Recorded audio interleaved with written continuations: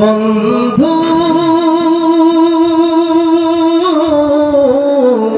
ভুলে যেও না কখনো। শোহে মুসলিম দলে দলে পংরুহালির মাহফিলে,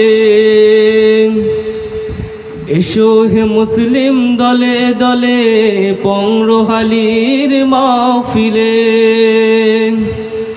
শুনব সবাই ইসলামের বাণী, শুনব সবাই ইসলামের বাণী। আসব কোরআনের ছায়া তলে, এসো হে মুসলিম দলে দলে পংরুহালির মাহফিলে। এসো হে মুসলিম দলে দলে পংরুহালির মাহফিলে। দেখেন সাজালো খুব সুন্দর মাহফিলের এই আয়োজন।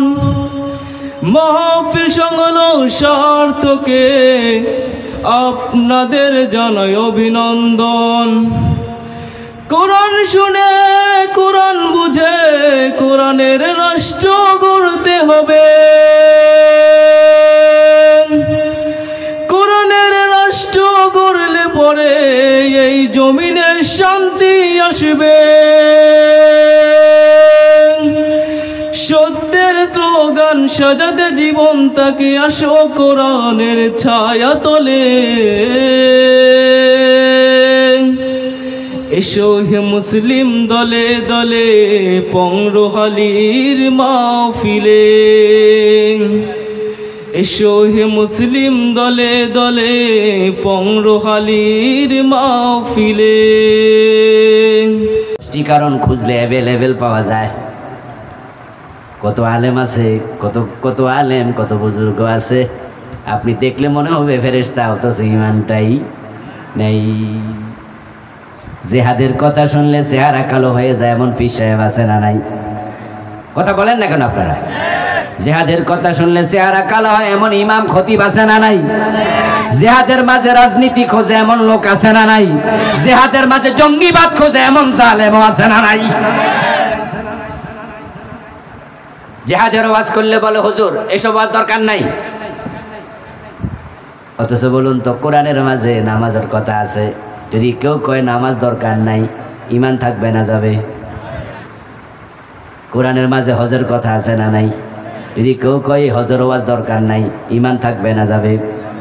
কোরআনের মাঝে জাকাতের কথা আছে না নাই? কেউ যদি বলে জাকাতের ওয়াজ দরকার নাই, ঈমান থাকবে না যাবে? তো জাকাতের কথা আছে কয়বার? 70 বারের বেশি, কম বেশি। নামাজের কথা আছে কয়বার? 83 বারের মতো, 80-82 বার। হজের কথা আছে 3-4 বার। জাকাত আপনার রোজার কথা আছে 3-4 বার। আর জিহাদের কথা আছে ডিরেক্ট ইনডিরেক্ট 500 আয়াত। 500।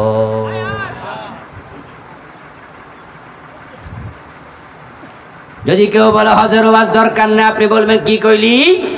ইসলামে হজ আছে, কিসের ওয়াজ দরকার নাই? ইসলামে যা আছে তা আমরা শুনবো। অথচ রাসূল হজ করছে জীবনে একবার। আর 27টি যুদ্ধে সেনাপতি হয়ে তলোয়ার হাতে নিছে 27 বার। ওই জিহাদের কথা কইলে হুজুরের চেহারাও কালো হয় এমন হুজুর আছে না নাই?